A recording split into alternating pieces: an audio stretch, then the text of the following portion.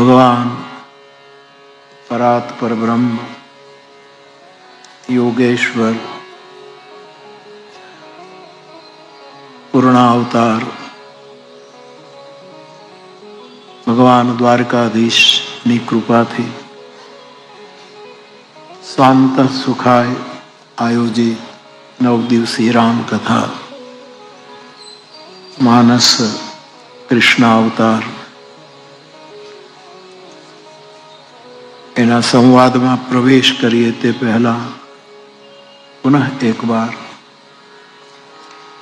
ભગવાન દ્વારકાધીશના दिव्य और सेव्य स्वरूप ने प्रणाम करूं। आ भूमि में जेटला दिवस स्थानों छे एमां विराजता स्वरूपों ने प्रणाम करूं। पुजारीगण, ब्राह्मण देवता, संत महंत सौने पण प्रणाम। कथा में उपस्थित मारा सभी पूज्य चरणों में पण प्रणाम अने प्रधानतः भगवान जगत गुरु आदि शंकराचार्य पीठ शारदा पीठ एमने प्रणाम करीने आशीर्वाद प्राप्त करीने वर्तमान जगत गुरुना चरणों में प्रणाम करीने निमित्त मात्र मनोरथी परिवार बेन अने एमनो बृहत परिवार आप सौने पण मारी प्रसन्नता व्यक्त करीने आप सौ मारा श्रोता भाई बहनों सौने व्यासपीठ थी मारा प्रणाम। जय सियाराम, जय द्वारकाधीश। बाप बहुत सी घणी बातों जिज्ञासा रूप में आवे छे।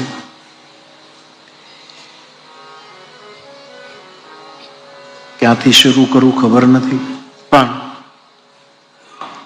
जे रीते आगळ वधाय ते रीते आगळ वधूं।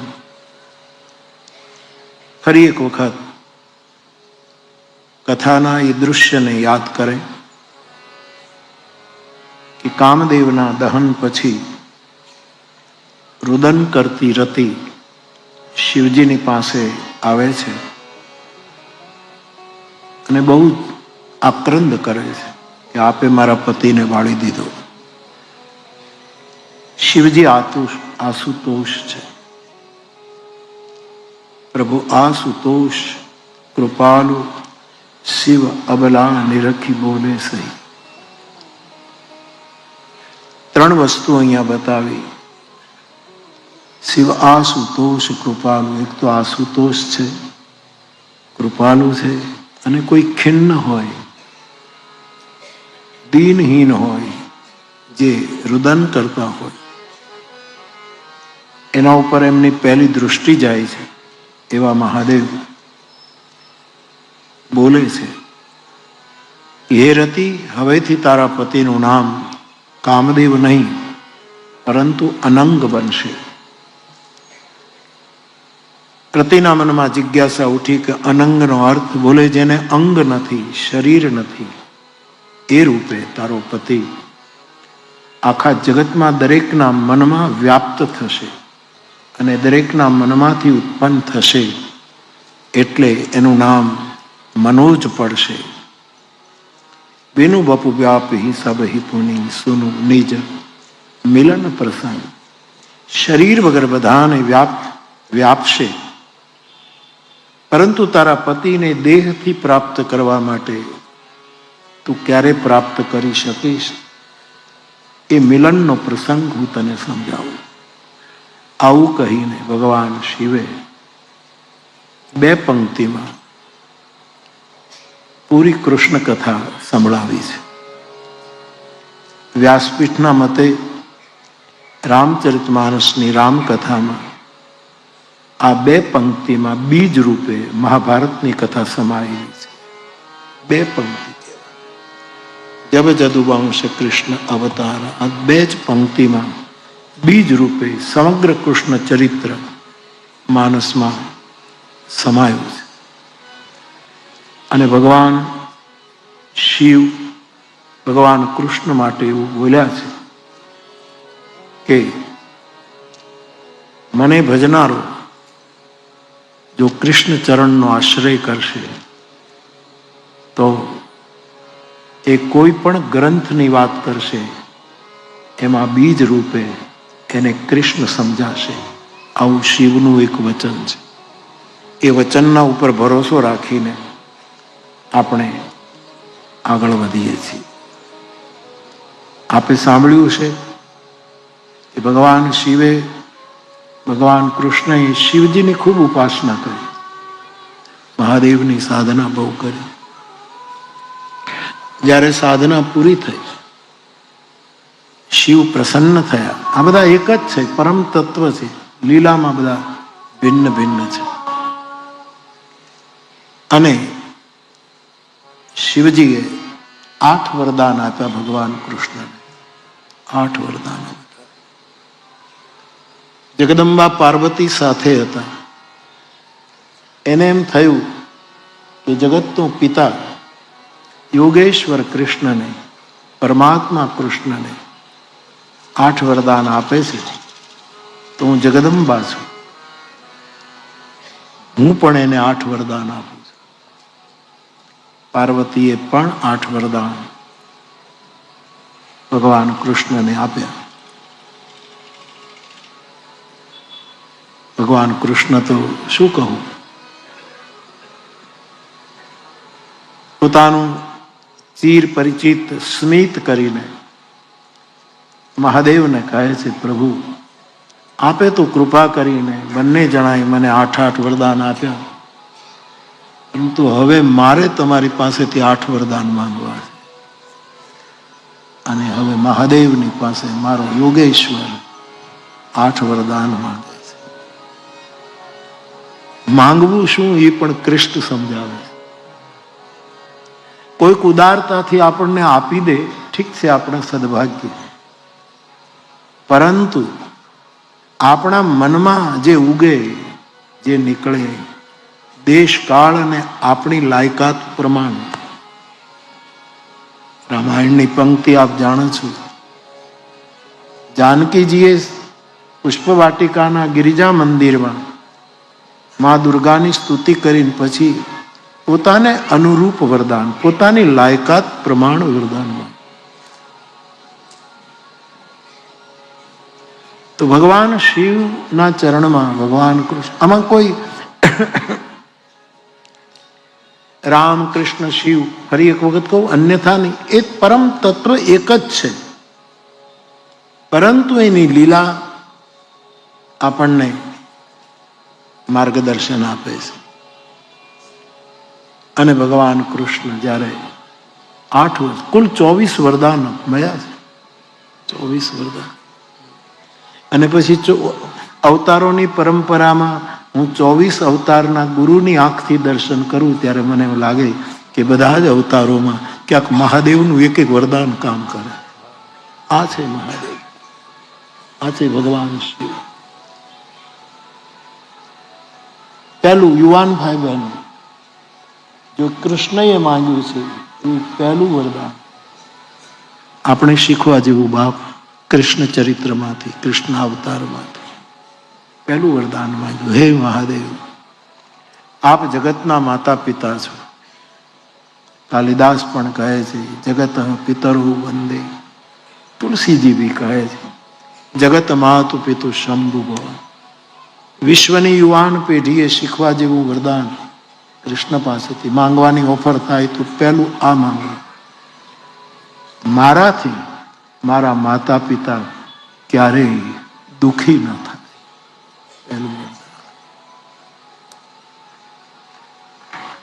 જ્યારે કૃષ્ણ ચરિત્ર બીજ રૂપે માનસમાં છે ત્યારે મારે તમારે આ શીખવું પડે. આપણાથી માતા પિતા નારાજ ન થાય એવું જીવવું.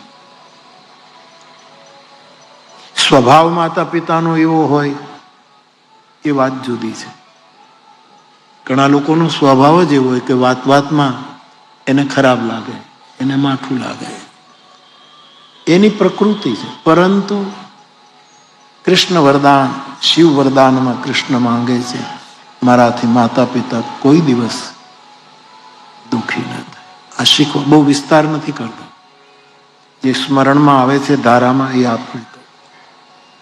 આવી જ વાત કઠોપનિષદમાં નચિકેતા એ માંગે. યમરાજને દરવાજે જ્યારે નચિકેતા ગયા અને બહુ પ્રસન્ન થયા યમરાજ, અને પછી અગ્નિ વિદ્યા અને યજ્ઞ વિદ્યા આ બધું બહુ મોટો પ્રસંગ.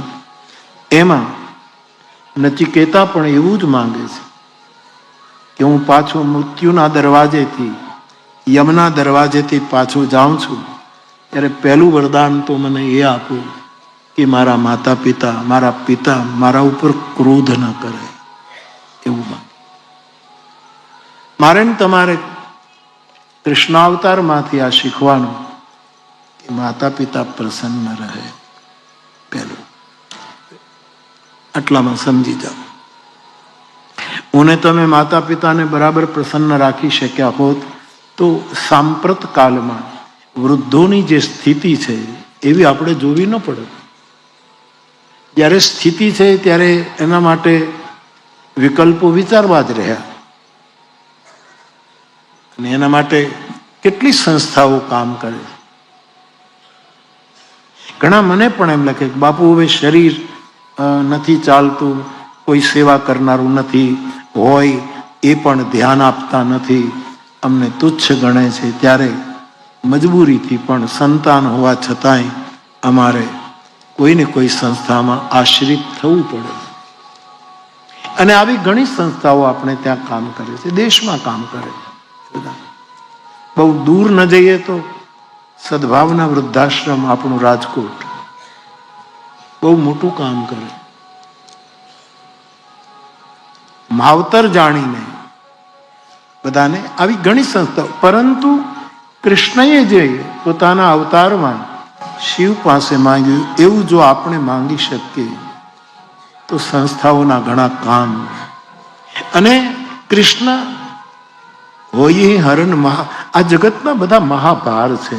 આવું જે થઈ રહ્યું છે એ પણ જગતમાં ભાર છે, એને કૃષ્ણ ઉતારવા માંગે છે. આવી પરિસ્થિતિ જે આવે તો પહેલું વરદાન, યુવાન ભાઈ બહેન, મોરારી બાપુના મોઢેથી કથા સાંભળો છો તો આ વરદાન ઉપર વિચાર કરો. બીજું, કૃષ્ણ માંગે છે, હે મહાદેવ, હે નાગેશ્વર, હે ધુર્જટી, હે કૈલાસપતિ, હે આશુતોષ, હે કૃપાલુ. બીજું વરદાન મને એ આપો કે મારા જીવનમાં કોઈ દિવસ હું પક્ષપાત ન કરું. નાની નાની વાતો મારે ને તમારે લેવા જેવી છે. પક્ષપાત ન કરો. પક્ષપાત એ બહુ જ મોટો. એટલે તો ગીતામાં કૃષ્ણ વારંવાર કહે સમા સમા સમ સમ સમ, સમતા સમતા સમતા, એની વાત કરે. હવે આમ કૃષ્ણનું આખું મહાભારત, કૃષ્ણ અનેક ગ્રંથોમાં, અને આજે તો કૃષ્ણ ઉપર કેટલું લખાયું છે.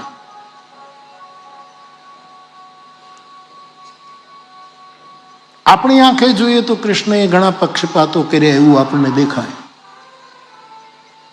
ગોવિંદે કોઈ પક્ષપાત કર્યો. આપણને સીધું ન્યાય દર્શન થાય છે એટલે રામને આપણે મર્યાદા પુરુષોત્તમ કહીએ છીએ, યોગ્ય છે. પરંતુ મને કહેવા દો, રામના ગાયક હોવા છતાં કહેવાય કે કૃષ્ણ જેવો મર્યાદા પુરુષોત્તમ કોઈ નથી. એણે જે મર્યાદાનું પાલન કર્યું છે. રામની મર્યાદા દેખાય છે, ભગવાન કૃષ્ણની મર્યાદા જલ્દી આંખે વળગે એવી નથી, અઘરું પડે. મહાભારતના યુદ્ધના સમાપન પછી ધૃતરાષ્ટ્ર ધર્મપત્ની ગાંધારીનો વિભીષિકા પૂર્ણ શ્રાપ માથે ચડાવ્યા પછી અમારા કુળમાં કોઈ નથી બચ્યું, યોગેશ્વર તારા કુળમાં પણ કોઈ નહીં બચે, આવો શ્રાપ માથા ઉપર ચડાવ્યા પછી જ્યારે પાછા ફરે છે અને એને ઉત્તંક નામના મહાત્મા મળે છે અને કૃષ્ણને પૂછે છે કે મેં સાંભળ્યું છે કે મહાવિનાશ થયો છે. હા ભગવાન. અને બહુ ધારદાર પ્રશ્ન કૃષ્ણને પૂછે છે કે આ યુદ્ધને તમે રોકી ન શક્યા, રોકી ન શકત. કર્તુમ અકર્તુમ અન્યથા કર્તુમ સમર્થ. આપ આ સંહારને અટકાવી ન શક્યા, આપ ધારત તો કરી શકત. અને કૃષ્ણ કહે છે કાળ અને નિયતિની મર્યાદાનો હું પાલક છું. આ મર્યાદા હું ધારું તો એક ક્ષણમાં શું ન કરી શકું, પણ જ્યારે માનવ દેહ લઈને આવ્યો છું ત્યારે કાળ અને નિયતિની મર્યાદાને હું સ્વીકારું છું. કારણ કે માનવ શરીરમાં છું. બાકી તો એની આંગળી ઉપર ફરતું ચક્ર સુદર્શન બીજો સૂર્ય હતું, બીજો સૂર્ય હતો. દ્વારકાની ઘણી લીલાઓ હું આપને કહી શકું કૃષ્ણનું દ્વારકામાં આવતી વખતે. અને એક બાજુ દ્વારકામાં સૂર્યોદય થાય છે, સૂર્યાસ્ત થાય છે. એક બાજુ એક લીલા માટે કૃષ્ણ પોતાની આંગળી ઉપર સુદર્શન ચડાવે છે અને ગરુડને કહે તૈયારી કર. અને એ વખતે આ દ્વારકાએ એક બાજુ અસ્ત થતો સૂરજ જોયો છે અને બીજી બાજુ સુદર્શન દ્વારા ઉગતો સૂરજ જોયો છે. બે સૂર્યો પ્રગટ્યા છે અને ગરુડ કાંપે છે કે ગોવિંદ, હે યોગેશ્વર, શું કરવું છે? આખી લીલા ક્યારેક વિસ્તારથી કહી, પણ કહે છે વિનાશાય ચ દુષ્કૃતામ, એના મારે શ્રી ગણેશ કરવા. અને એ વખતે બહુ એક વાક્ય બહુ સુંદર, સાહિત્યિક દ્રષ્ટિએ પણ અદભુત લાગે. કૃષ્ણ બોલે, ગરુડને કહે છે કે આકાશમાં વાદળા જ ખાલી નથી હોતા, વીજળી પણ હોય છે. અત્યારે હું વીજળી છું. કૃપા કરું તો બાદલ છું અને સંહાર કરું તો વીજળી છું. આવા સાહિત્યિક દ્રષ્ટિએ નિહાળો તો આ વાક્ય નહીં કે આકાશમાં કેવલ વાદળા નહીં, વીજળી પણ હોય. ક્યારેક ક્યારેક હોય છે. વાદળા તો ગમે ત્યારે ઘટાટોપ કરે, વીજળી ક્યારેય. પણ સુદર્શન જ્યારે ચડે છે ત્યારે જગતની તમામ ઉર્જા, 108 આરા હતા સુદર્શન ચક્રના. એનું થોડોક ઇતિહાસ કહું. 108 આરા. આપણા રાષ્ટ્રધ્વજમાં આપણા જેટલા રાજ્યો એટલા આરા છે. જે 108 એ સુદર્શનનું છે. અને ભક્તિ માર્ગમાં, નામ ઉપાસનામાં, નામ નિષ્ઠામાં તમે 108 મણકાની માળા રાખો, એ તમારું પોતાનું સુદર્શન ચક્ર છે. એ આપણું સુદર્શન છે. ફરક એટલો કે કૃષ્ણનું સુદર્શન એ જીવન દર્શન પણ છે અને અસુરો માટે મૃત્યુ દર્શન પણ છે.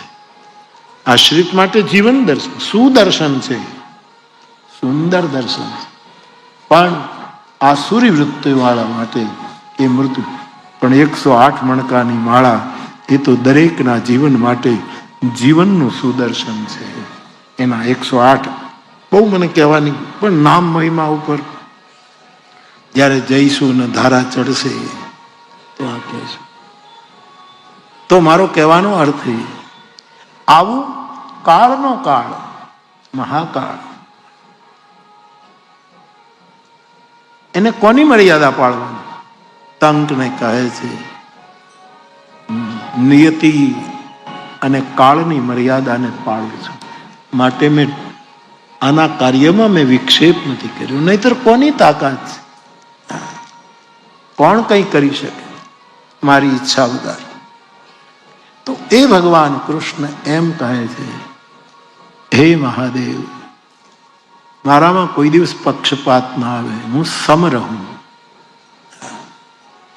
જીવનનું દર્શન કરતા આપણી સામાન્ય આંખ, અને આ વસ્તુ ઉપર પણ બહુ જ લખાયું છે, બહુ જ વિચારાયું છે. બધાના અભિપ્રાયો જુદા જુદા છે.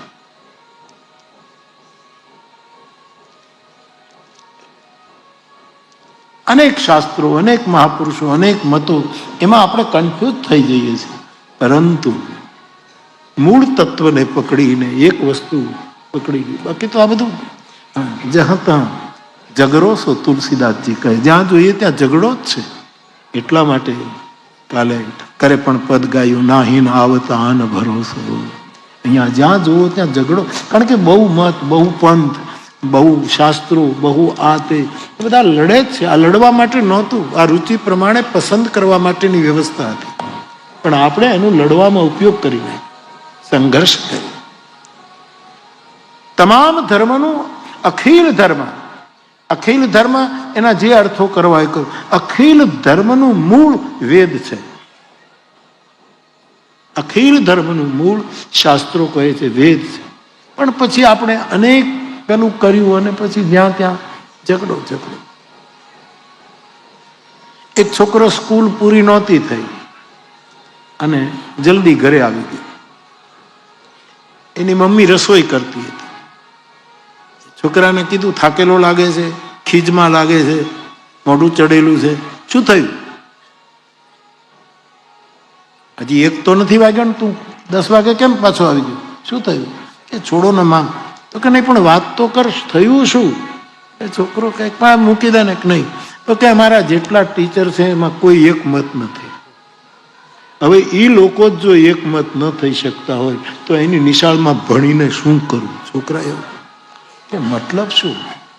તો કે બાયોલોજીનો જે ટીચર છે એ સેલને કોષ કહે છે. સેલ એટલે કોષ. બાયોલોજીનો જે અમારી એમ કહે સેલ. ફિઝિક્સનો જે ટીચર છે એ એમ કહે છે કે સેલ એટલે બેટરી. સેલ એટલે બેટરી. હિસ્ટ્રીનો ટીચર એમ કહે છે કે સેલ એટલે સેલ ફોન. સેલ એટલે જેલ. સેલ એટલે જેલ.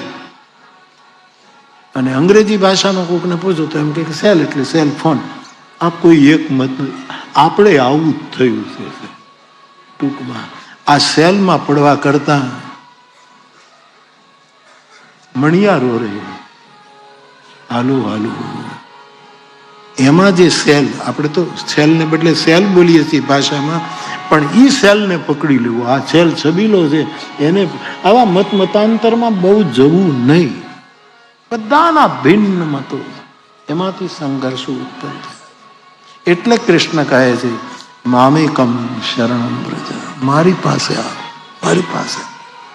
ત્યારે ભગવાન કૃષ્ણના ચરિત્રનું દર્શન કરતા પક્ષપાત નથી. મર્યાદાનું પૂરેપૂરું પાલન કર્યું છે એવું વરદાન સામેથી પોતે માંગે છે.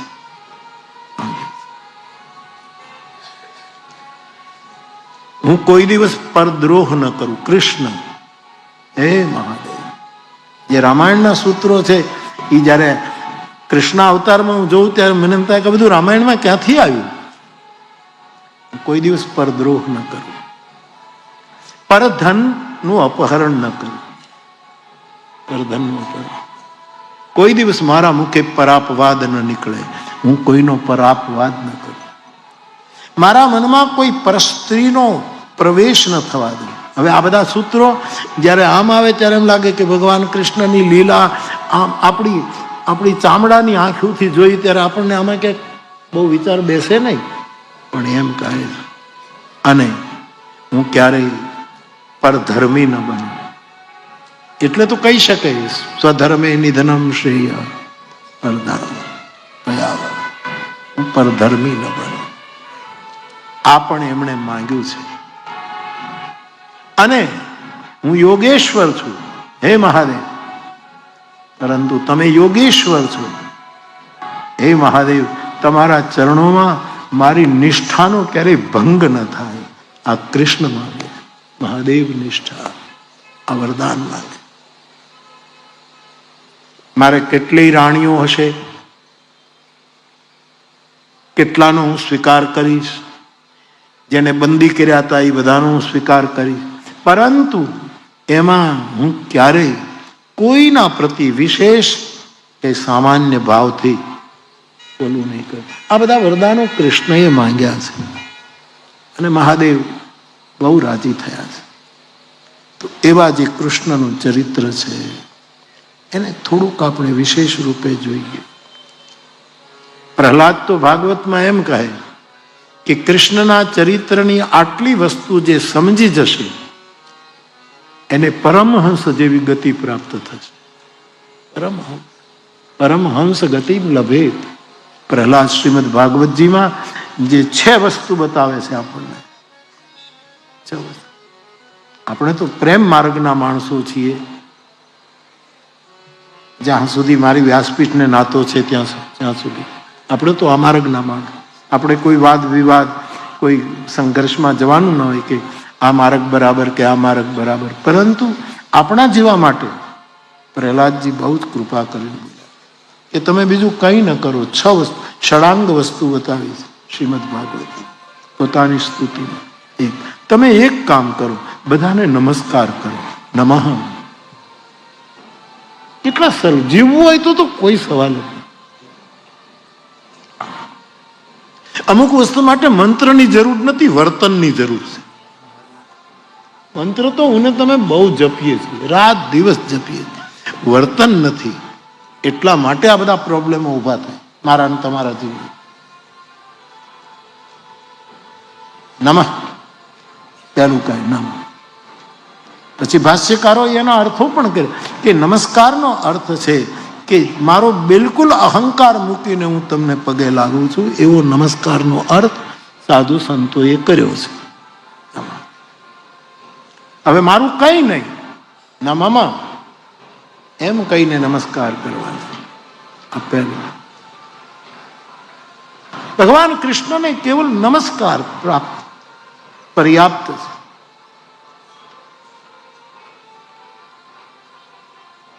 બીજું સ્તુતિ. પ્રહલાદ કહે છે કે કૃષ્ણની સ્તુતિ એ પરમ તત્વની સ્તુતિ કરો જે આપણને આવડતી હોય. સ્તુતિનો અર્થ પ્રશંસા નથી. સ્તુતિ એક પુકારનો પર્યાય છે. આપણે આપણી ભાષામાં આપણી રીતે કંઈક કહેવું છે, પછી છંદબદ્ધ ન હોય, છંદસ હોય, એના કોઈ નિયમમાં ન હોય તો ચાલશે. આ જયભાઈ મને એક કવિતા લખી છે. કદાચ જયે પહેલી વાર કવિતા લખી હશે, મને ખબર નથી. મને મોકલીને પાછું લખ્યું છે કે બાપુ આમાં કાંઈ રાસ મેળ કે આમાં કાંઈ નથી, પણ મને જે રાતે ઊંઘ નહોતી આવતી મને જે લાગ્યું છે એ હું કાવ્યોમાં એનો બહુ જ વ્યાસપીઠ તરફનો ગજબનો ભાવ એમણે વ્યક્ત કર્યો. ત્યારે એણે લખ્યું છે કે આમાં કદાચ ક્યાંય છંદ મેળ ન હોય કે આમાં એવું નહીં, કારણ કે આ મારો ક્ષેત્ર નહીં. અછાંદસ પુકાર. ચીખના કોઈ મીટર નથી હોતા. ચીખના કોઈ મીટરો તેમાં આ બધા નહીં. બરાબર. પુકારના કોઈ બંધારણ નથી હોતા. તો પ્રહલાદ કહે છે મારા ભાઈ બહેનો સ્તુતિ કરો જે રીતે આવડે. એટલે નથી બહુ જૂની વાત કે એક ચર્ચમાં રવિવારને દિવસે બધા પ્રાર્થના કરતા હતા. એમાં એક નાનું એવું બાળક પણ જે ઇંગ્લિશ મીડિયમમાં ભણતું હતું પ્રથમ ધોરણમાં કેમ એ પણ ગયું. મોટા મોટા ધર્મગુરુઓ હતા, બધા લોકો પ્રાર્થના કરતા હતા. બધા જોઈ રહ્યા કે એક છોકરો આટલો બધો તન્મય થઈને પ્રાર્થના કરે. આવી તો અમે વિદ્વાન, અમે પંડિતો, આટલી એકાગ્રતા તો અમારામાં નથી આવતી ને બાળક શું કરે? પ્રાર્થના પૂરી થઈને એટલો તન્મય થઈને એ પ્રાર્થના કરે. પછી મૂળ ધર્મ ગુરુને અહંકાર ઉપર ચોટ થઈ કે મને આવી તન્મયતા આવી નહીં. બધા દેવળમાંથી બહાર નીકળતા હતા એટલે ધર્મગુરુએ બધા બાળકને પૂછ્યું કે તું આટલો બધો તન્મય થયો હતો કે તું વગાડો ને. એ આપણી સાથે ન જોડાય તો આપણે જ જોડાવું, બીજું શું થાય? જોડાય.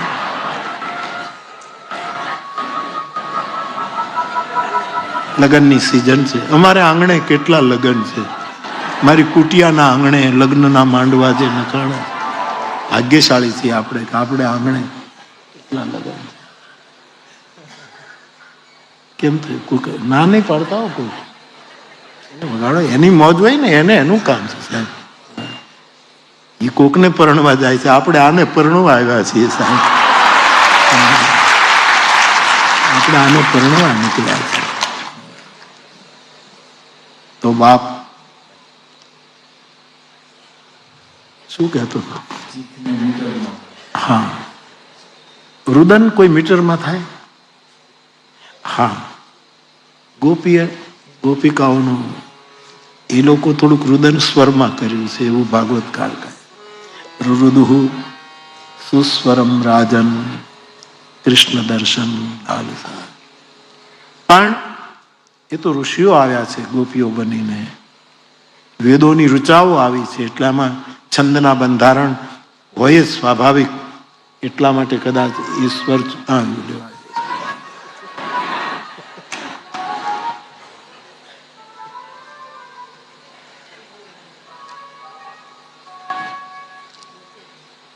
તમે તો વગાડો એની સાથે ઈશ્વરમાં. તો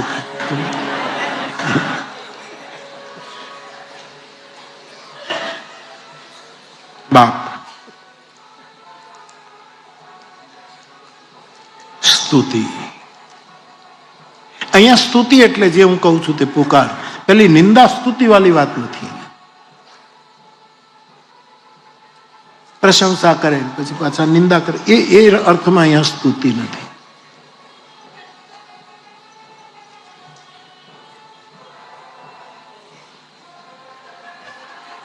તો પહેલું નમસ્કાર, બીજી સ્તુતિ, ત્રીજી પૂજા પાઠ. તમને બ્રહ્મના દર્શન થઈ જાય ને તો એ રામાયણનો પાઠ મૂકતા નહીં, ગીતાનો પાઠ નહીં બને. ભગત શિરોમણી પ્રહલાદ કહે છે, ભક્ત નહીં ભગત શિરોમણી, જેને તુલસીદાસજીએ બિરુદ આપ્યું. ભગત શિરોમણી બે. અમે વીરપુરમાં જલારામ બાપાને ત્યાં કથા કરી ત્યારે જે ભગત શિરોમણી ઉપર ત્યારે આ પંક્તિ લીધેલી, ભગત શિરોમણી ભે પ્રહલાદ.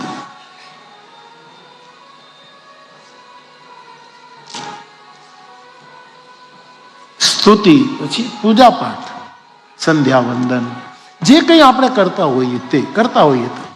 બાકી તો જગતગુરુ ભગવાને પહેલે દિવસે કહી દીધું કે કાંઈ કરવાની જરૂર નથી, શ્રી રામ જય રામ જય જય રામ. કાંઈ ન થાય તો તમે આટલું પકડી. એ બહુ જ શાસ્ત્ર સિદ્ધ વાત આપે બતાવી. પરંતુ કરી શકીએ તો સારું. પૂજા કર્મ કરવું એ ત્રીજી વસ્તુ.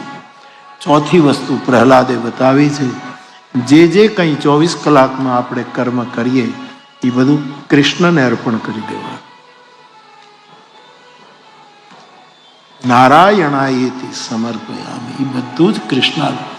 એ એક ષડાંગ જો પ્રહલાદે બતાવ્યું, એમાંનું એક સૂત્ર છે, એ અર્પણ કરવા. અને પ્રહલાદ કહે છે એના ચરણની નિરંતર સ્મૃતિ રાખવી. ચરણ આપણે ત્યાં હંમેશા રામાયણના તો બધા જ પાત્રોમાં બધાએ જ્યારે માંગ્યું છે ત્યારે ચરણની જ ભક્તિ માંગી છે.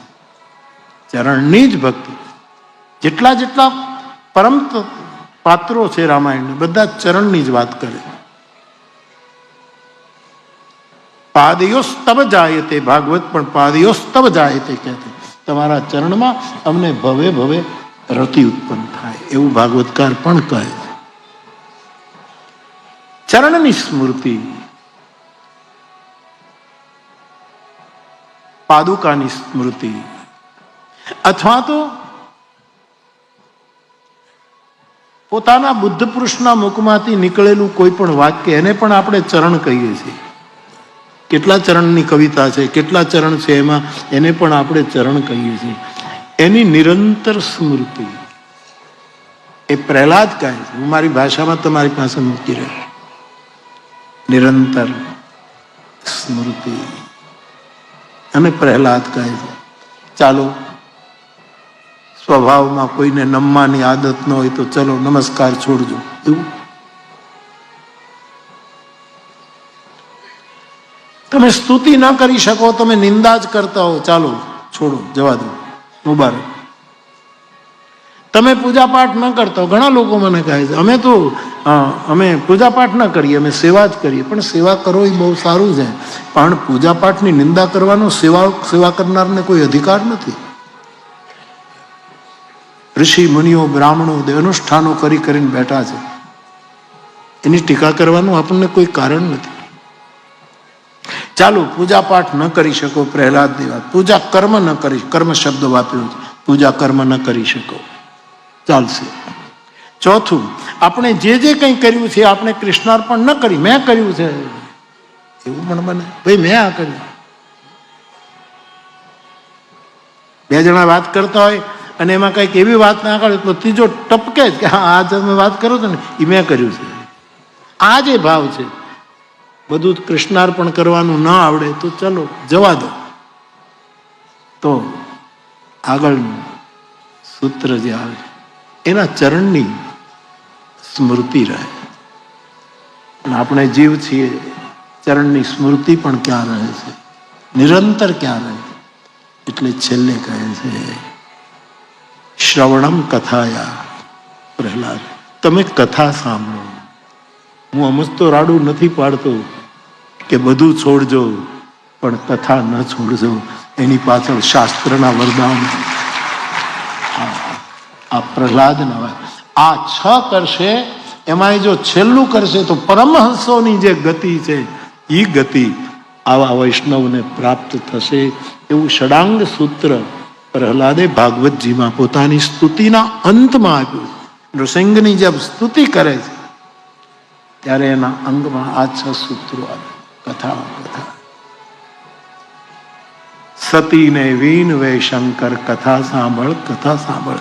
પ્રણવ પંડ્યા, તું જાંચ્યા ભાંભર નહીં, કથા સાંભળ.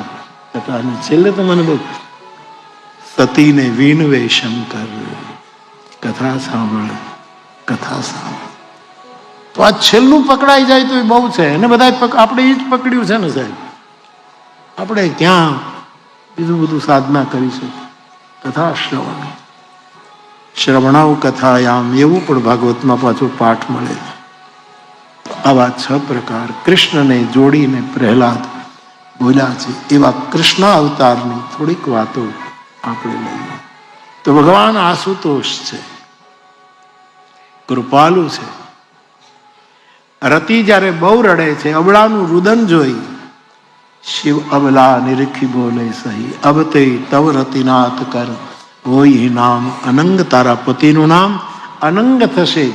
શરીરધારી પતિ તને ત્યારે મળશે જ્યારે દ્વાપર યુગમાં યદુવંશમાં કૃષ્ણનો અવતાર થશે.